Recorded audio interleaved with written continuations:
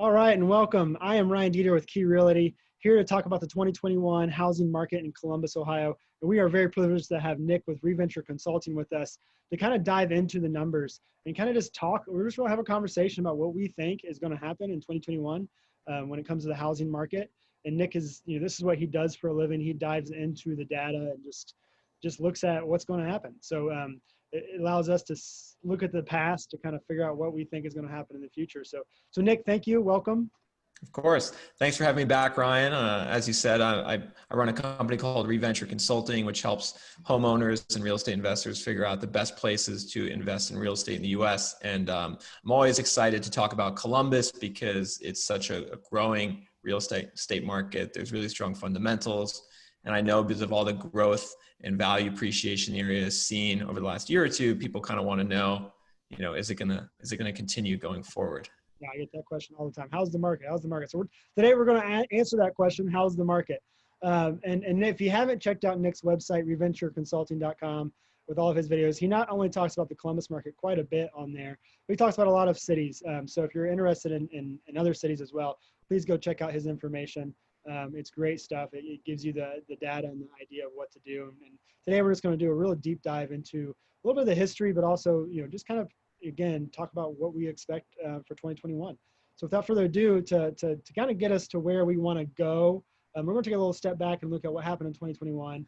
We all know the major events, coronavirus, we had a political election. That stuff does affect markets. Of course, the coronavirus. I remember sitting in an economic prediction last year in 2020 in January and saying everything looks great up and to the right. The only thing that's going to slow it down is this virus that people are talking about from China. And it's the first time I've ever heard of this virus. And now a month later, it's all you heard about. And obviously, it had an effect. But the housing market, as we all know, is very resilient and ended up for multiple reasons continuing to be set records this last year. So, Yeah.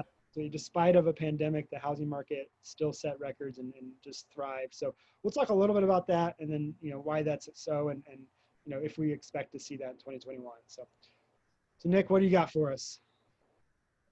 Yeah, well, I think you're right that, we're going to talk about 2020, 2021 in a second, but I think we want to start establishing some historical context first, because a lot of people are asking themselves, like, how could home values increase during COVID and during a recession?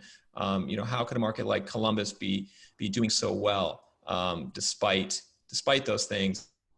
And I think it's important to understand the fundamentals of like what determines home value growth. So Ryan, can you see my screen? I can. All right. So, the thing that Columbus really has going for it above, especially all the other cities in the Midwest, is that it's really a huge growing city in terms of population. So this graph is looking back over the last 15 years from 2005 to 2019, the percentage growth rate in population in each city. And you can see the Columbus metro area has grown its population by 27% in the last 15 years. That's almost plus 500,000 people living in the city today that weren't living there 15 years ago. This includes Columbus downtown and the metro areas around it. Yeah. So I should clarify. When I say Columbus metro, I mean, Columbus the city, but then also the suburbs, Howell would be included in that, and Grove City, and places like that. So it's kind of the whole metro area. Imagine just drawing like a 30-mile radius, more or less, around the center of Columbus. And you can see that Columbus's growth in this respect is super unique compared to the rest of the Midwest. No other large city in the Midwest is even close. You have Cincinnati kind of second at plus 9%. And then the other big cities, Chicago, Pittsburgh, Cleveland, and Detroit, they're either flat or they've lost population over the last 15 years. So when you try to connect that to real estate, you're like, oh my God, like Columbus is adding 500,000 people and then Cleveland and Detroit are losing people.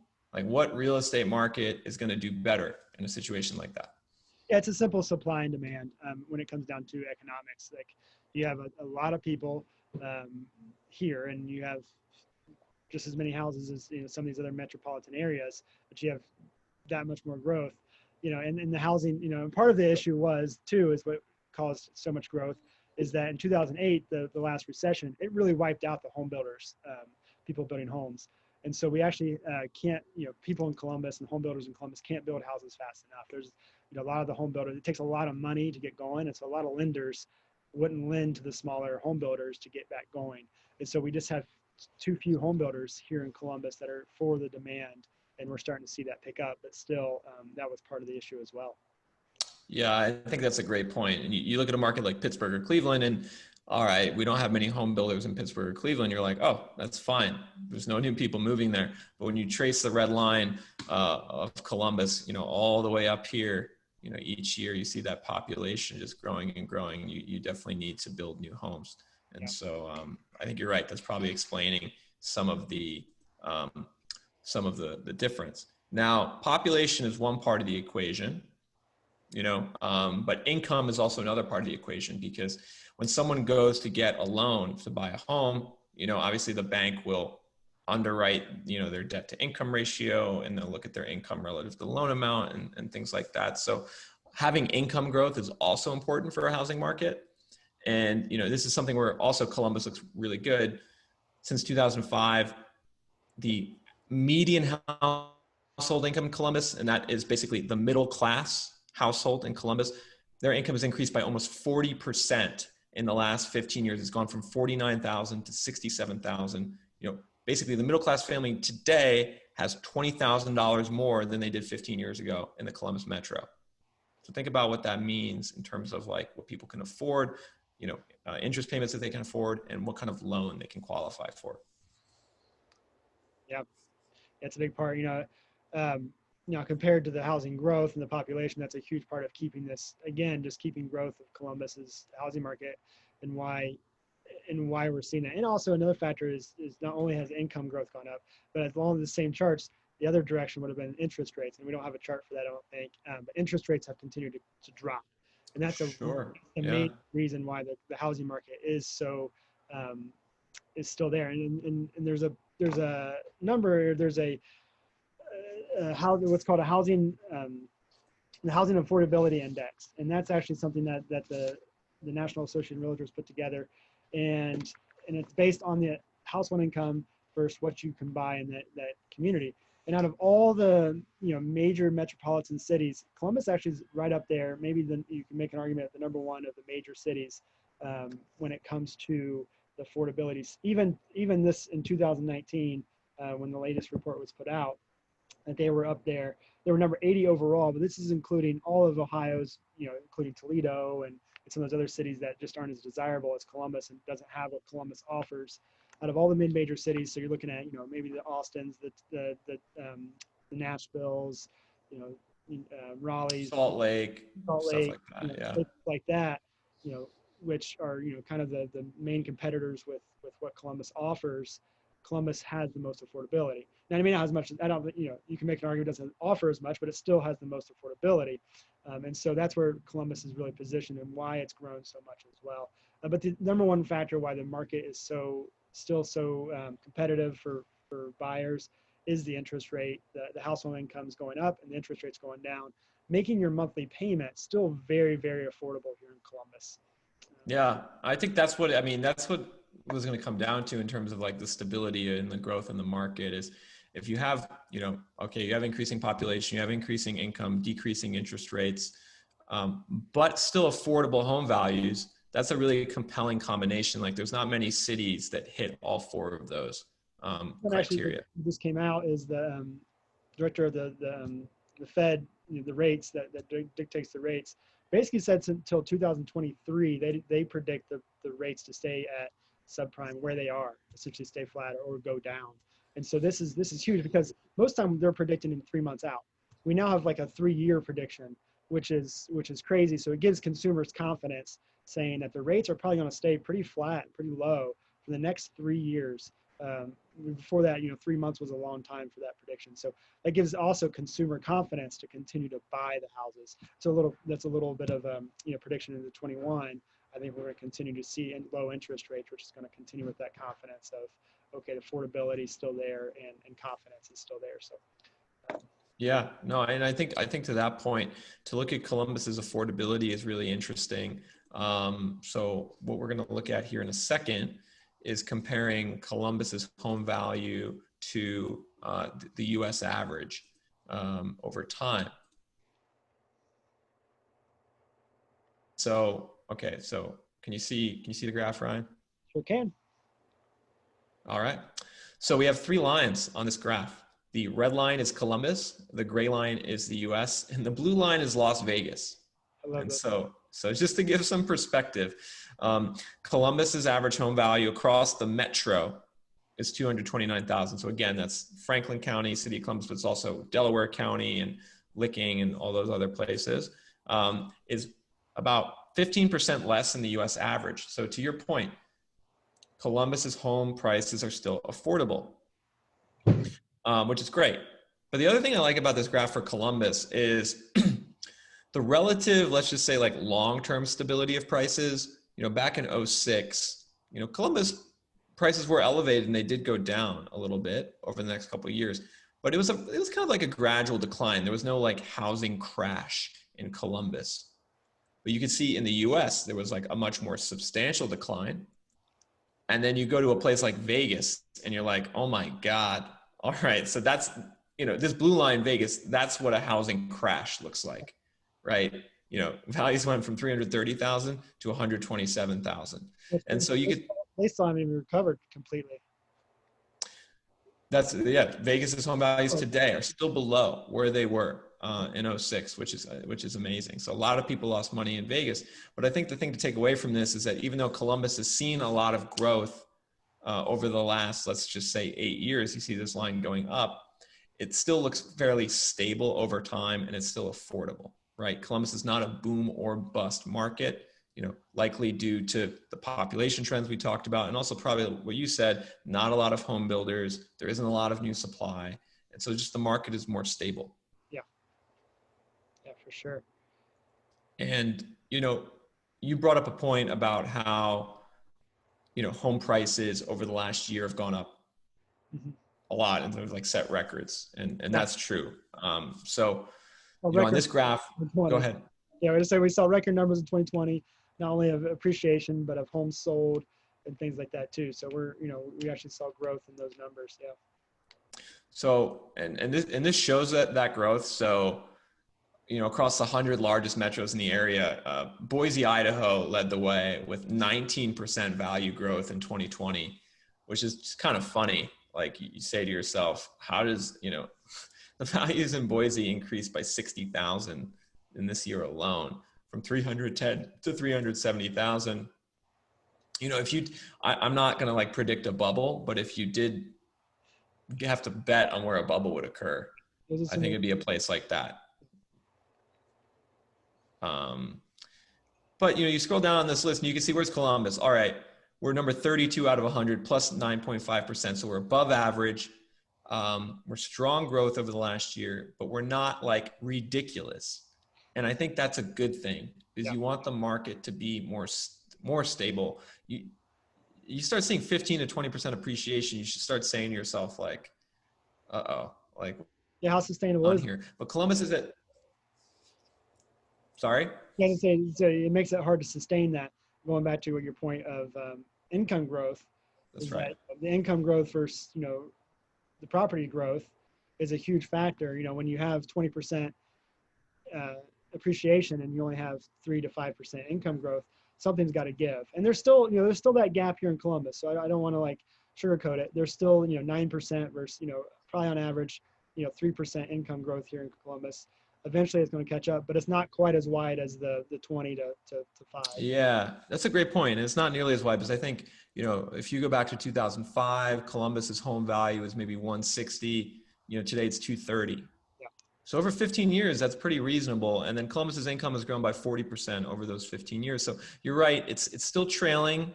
The income growth is trailing the value growth, which might be a slight cause for concern, but it's nothing like what you just said in Boise, where values just went up by 20% and incomes probably went up by 3 or 4. It's like, wow, how are people going to be able to afford that? Yeah. Continuously? Yeah, it's tough. They're not. And just, in case anyone's interested, we scroll to the bottom of this list, and here are some of the cities with the lowest home value growth over the last year. It's kind of an interesting mix. You see actually the three biggest cities in Texas, San Antonio, Houston, and Dallas, are towards the bottom. And it's a lot of actually cities kind of like in either the South or kind of like Rust Belt area. So just for some perspective. So you have a market where home values have gone up by 1%, and you have a market where home values have gone up by 20% this year. So there's a lot of variation across the U.S., to say the least. Major markets too. They're not just like some small towns. Exactly. Dallas is a big market. But in terms of applying this to Columbus, I'm sure people want to know and ask you all the time, like, where is okay, we know Columbus grew by 10% this year, but like, where is that growth not distributed everywhere. around? Some areas are still struggling. We see some areas that are just booming. Yeah, this is good. This is a good visual here. That's right. So on this map, we're looking at every zip code in the Columbus metro area, and the greener the cell is shaded, the more growth it's had over the last year. So for instance, 43223 here, just in the zip code southwest of downtown Columbus, values have gone up by 24% over the last year. That's a lot. It's a ton. And so values were also kind of low to begin with, like 97,000 a year ago. The lower price point, the lower base point you have, the faster and the higher you can get up there. If you start out at the 300, which is a higher range for Columbus, getting up to 24% growth is going to be a little bit harder to do. So these numbers are kind of a little bit, the percentage is going to be a little bit less than that, but it's still an amazing thing to see here in Columbus. Right. That's a great point. You start from a lower base and you're going to achieve a higher value. Like, you look downtown instead, 43215, we were plus 6% in value growth this year, but the starting was 298,000, right? So, obviously downtown areas have had issues in general across most of the country this year, but one of their primary issues is that they're not very affordable. Yeah. Right. Which goes back to, I think, to our prediction here too, is that, with COVID, that was a huge, and most people know that, people can now work remotely. This is a huge factor. And I don't think this is going away in a sense of the lifestyle. Hopefully COVID, we get a vaccine here shortly, where the majority of people take the vaccine, and we also, kind of get these other things that can help get this under control. But the lifestyle that COVID kind of brought on, the good parts of the lifestyle of working remotely, having a little bit more control of your work lifestyle, and be able to travel, have a little freedom in that, and be able to live outside of a metropolitan area without having to commute is here to stay. And we're going to see people, I think, working, maybe if they have an office downtown, they'll only go down there, once or twice a week instead of every day a week, and giving them the freedom to live further out.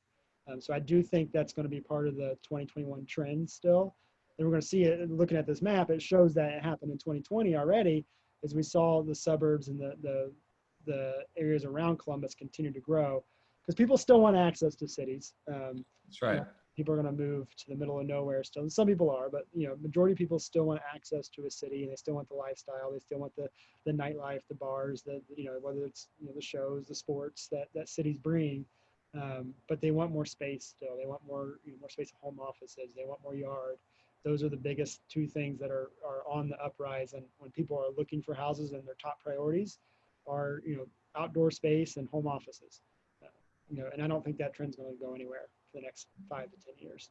Yeah, no, I think you make some great points there. And I think that you could see that drive to the suburbs here by this map. So like the most densely populated areas in Columbus, which are kind of like here from downtown up to the university and through Short North, you see more blue, you see more gray, right? But then you go here, you see a lot of green, right? And this is a trend that, I'm seeing on any market for the most part that I look at across the US, where the core of the city, is maybe, I don't want to say struggling, it's still growing, but it's trailing. And then the immediate suburbs, like you said, the suburbs that are like in a stone's throw, that you could get to the downtown in 10 minutes. You can get to the downtown in 15 minutes. Those are doing really well. Now, what's interesting, if we zoom out further though, so it's like the suburbs are doing well, but then if you start to get rural, now all of a sudden rural is not doing as well. So it's this kind of interesting. Interesting. I would say it's not doing as well, but historically it's probably still doing better than it had before. Even though it's still not competing, it's not compared to the suburbs of Columbus.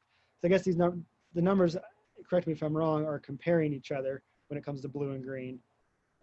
Yeah, they're just comparing each other over the last year. Okay, so yeah, so I think the rural areas are still, you can still see really 3% nationally is a pretty solid growth.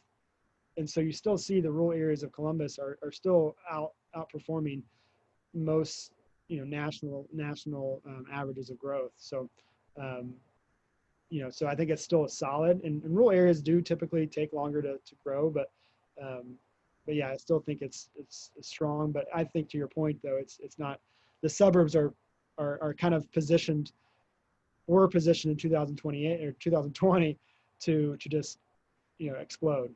Yeah. Yeah, it's a good point. And I'm just going to bring this back to what we started talking about in the beginning, though. When I do my research, when I look at every market across the U.S. and try to figure out what's causing growth, the one thing that I keep coming back to is that, even more importantly than your micro location, being in the correct market is really what's most important, right? If you're in the right market, you're in a market that's affordable, that's experiencing demographic growth, but isn't having too much new supply. Columbus checks every single one of those boxes. If you're in one of those markets, no matter where you go, you're going to do pretty well, Yeah. right? So that's like what people should really pay attention to is Columbus is a really strong investment market fundamentally. And there are certain areas that are doing better. There are certain areas that are doing worse. But as long as you're in a good market, you're not going to lose money, right? Or, if there is a downturn, it's going to be slight. It's not going to be this big drop. And I think that's what Columbus really has going for it. Yeah, I kind of make the joke for people that it's hard to go wrong in Columbus when it comes to real estate. And that's, it's really true. It is hard to go wrong. You can, but it's hard. People make mistakes here, but it is hard to go wrong when you have those things that are checked off the box. We talked about, high population growth, short demand, and affordability. Um, and people, in 2020, and the pandemic really pushed people wanting their own space. There's a lot of apartment complexes here in Columbus. A lot of these, what was considered luxury apartments. And what they realize is that in 2020, you're paying for the communal space that you're not even comfortable using, that you could still make that same payment and have your own house and have bigger space.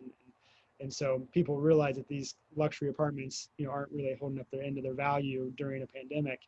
And so we're seeing a lot of, especially the first time buyers. And going back to your map, the areas that were the greenest, I don't know if you can pull that back up. Yeah, sure. Areas we saw the most growth are the, kind of that average price point. And that's typical probably for, Nick, you can probably speak to this, for any market. The average price point is probably going to be the fastest growing price point, is my guess for any market. I mean, for Columbus, that's been true the last, 5 years, is that these areas here, they're very much, first time buyer neighborhoods, affordability, when it comes to Gahanna, you're seeing Grove City, Westerville area, Minerva Park. Those really green areas are, within that lower, maybe just under the first time, really that affordability price point. So the 20, was that 206 average price point there.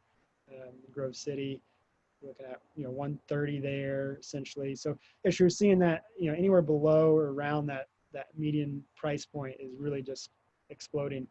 And so that's what we're seeing, is that the middle range is going to explode, and the high end is still growing. Everything in Columbus is still growing. That's what people don't realize, and it's something to think about if you are looking to buy or invest in Columbus. If you start at 300 and you make 7%, you may make more than if you started at 100% and made 20%. If your appreciation growth is still going to be, financially, it's going to have more appreciation. You're going to make more money doing that, if that's what you're looking at. But you can also, if you're, just an investor, I work with some investors, and there's a lot of investors still looking at Columbus. You can buy, 2 or 3 houses, at 100,000 and make that same, 20% growth on all of those. So there's different strategies and different ways to think about it. As a homeowner, I think that we have a lot of confidence going into the next few years. In my opinion, I think that 2021 has a lot of the same fundamentals that 2020 has, but yet we know we had the one known factor of the pandemic. We know the pandemic's here. We know that's going to happen. And so we have some things that are coming, the vaccine and some other things that are going to help stabilize those. Unemployment's back down and predicted to get down to 3% by the end of the year. If that's true, I mean, it's hard to say that Columbus market will not have the similar kind of growth as we saw in 2021. Yeah, no, I think those are all great points. And you mentioned just a comment or a question about when I look at markets across the country, what do I typically see? And affordability wins. Mm. Whether you're talking about like comparing a more affordable city like Columbus to a more expensive city like New York, Columbus wins. But it also works the same way within a city, right? So the more affordable areas tend to beat the more expensive areas in terms of growth. And so, it's, I think, a value decision for people. What's my budget? What do I, am I really concerned about the financial growth? If I am, let's go to a more affordable area. If, I have a bigger budget, I'm less concerned about like long-term growth, okay, we'll go to the more expensive area. But, so just affordability, at least in terms of appreciation, tends to always win, especially at places that are closer to, let's just say, like the center of the city. Yeah, that's a great way of thinking about it. And that's something I think, to that point, another prediction I have is that we're going to continue to see that population growth. And I think the mid-major cities, Columbus is not alone with this. The mid-major cities have, really set themselves up for growth the next decade with what's going on. In the pandemic, I think they got lucky with being ready, not lucky for the pandemic, unfortunately, it's obviously an unfortunate event, but they were lucky to be ready and primed for something like this to happen, for where you have these large, and we kind of saw this coming too, even before the pandemic, where we saw these massive cities like the New York's, LA's, Chicago to some extent, where you have, the affordability is just not there. And, for what you get, in my opinion, you get a very small house for, very expensive price, where people are seeing, and as technology was growing, is that you can live in Ohio or, Tennessee or Texas and still have some kind of connection or work in a San Francisco or in New York. And the pandemic sped that up by 10 years. It just, it's really what it did. And it allows people to now live in these mid-major cities without sacrificing the city life as much with, and still have a lot more, when it comes to financially, a healthier life financially. They can buy a bigger house. They can do more things with, they can do more adventures. They can do more experiences. And that's something that I think that we're obviously millennials, our generation really, really values, is not necessarily, having the big bank account. They really value experiences and having the ability to do that. Living somewhere like Ohio or even, the mid-major cities really allows them to go on adventures, go and do things, have experiences, and not have to spend, a big portion of your paycheck on just housing. And so that's where I think the mid-major cities are really set up. And I think we're going to see the same thing happen with companies. Companies are going to see that, and that's more of a financial decision. They're going to see they're paying this in New York, and they can have this, operation in Columbus for, a fraction of the cost, but still operate the same and still, still have remote work and still, have the same production. And so I think we're going to see that both with population, with just the general population, but also with companies starting to choose to go to these mid-major cities and leave these major metropolitans. And so my prediction for the next really year to 10 years is that these big major metropolitans are going to start to dwindle and lose population and lose businesses, where you're going to see these mid-majors kind of come and thrive in the next few years, as long as that income value continues to go up and the population continues to go up. I don't see the mid-major cities slowing down, and Columbus is, in my opinion, on the top of the list of those mid-major cities. But yeah, that's kind of the big picture that I see in the next few years, really. Yeah, I would agree with that. It all comes down to fundamentals in the end. Yeah. Now, there's a couple of things that I will say, like, this kind of foreshadowing. We never know. There's a lot of factors, that could happen. That really slows the market down. Obviously, unemployment. If something were to happen that really dwindles unemployment, I think we will see. Actually, one thing that I think that will happen is we'll see some foreclosures in all markets. Even markets like Columbus, we're going to see a little bit of rise in foreclosures with with mortgage, people putting off their mortgage payments with the pandemic and with some of the policies that are in place. And part of it's just, even though people have equity in these homes, some of it's just not understanding the knowledge of the market and understanding that they can sell their house and still not have to foreclose.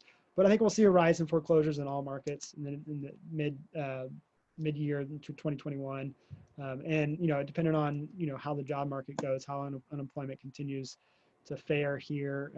There's a lot of political issues as well that we're going to see that could obviously change the market and change factors. And I think that we're going to see that in 2021. So there's some things that are unpredictable, of course, but everything that we can see and looking at the history, in my opinion, and the data, it seems to show that 2021 is going to be another, could be a record-setting, year, even into the next handful of years, even decade, where Columbus is going to continue, especially Columbus is going to continue to see growth. Yeah, completely agree. Yeah.